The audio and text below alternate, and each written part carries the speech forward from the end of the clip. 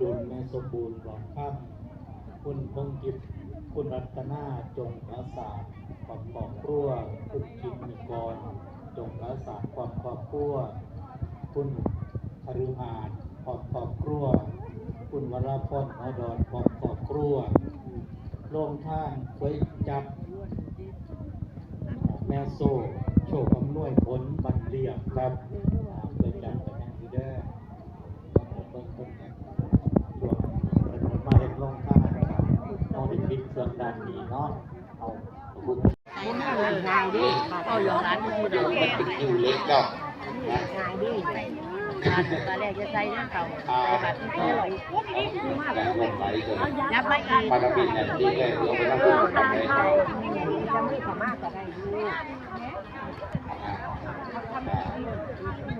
จะมากกันมีปัดงานมีการหลายอย่างหลังจากนี้พ่อแม่ท่านทุกคน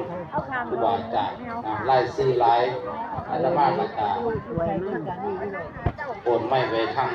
ยมพอพอออกเพื่ออ่านไล่น้ำขอให้เป็นโยมที่มารวมทำบุญพ่อแม่ครูบาอาจารย์ที่นำมาพอดีจะเลื่อนพร